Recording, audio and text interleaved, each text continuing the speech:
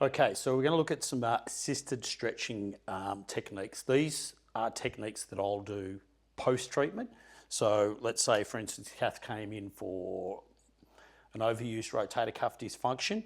Obviously, I've done all my soft tissue work. I've done my assessment. I know where she's at in terms of what her range of movement is, what the provocative movements are. So before you do any of these sort of self-assisted sort of stretching, you've got to make sure that there's really safe ranges of movement. There's no impingement going on to the shoulder, whether it be through the front or the back or even through the neck. So these techniques are designed to do post your soft tissue work. Now, a lot of therapists probably miss the mark with doing these types of techniques. First thing that we're going to do, we want to test the range of movement. Okay, so we want to take them through abduction first, find out where their point of catching is, if there is. Then obviously we need to move below that catching phase. Okay, so if they're still getting catching through the front or the back, we don't go past that area. We're pretty lucky the cat's got fairly good range, so we take it right up to pretty much full range movement abduction. But I'm going to work my way through this range.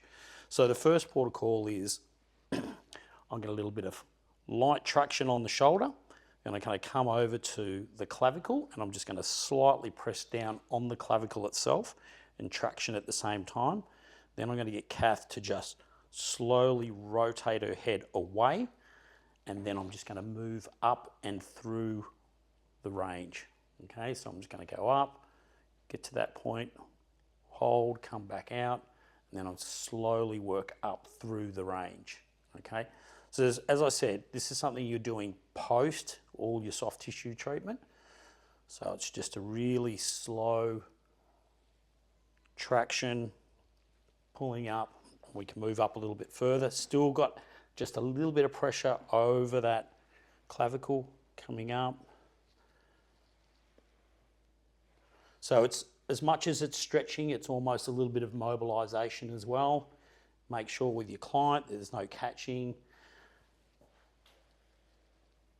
Coming up a little bit further. And then we can work all the way through the range now, coming all the way up.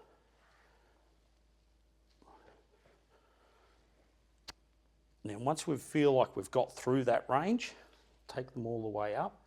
Want to find out where they might be feeling that stretch. So a lot of people will start to feel it sort of in this lat dorsi type area.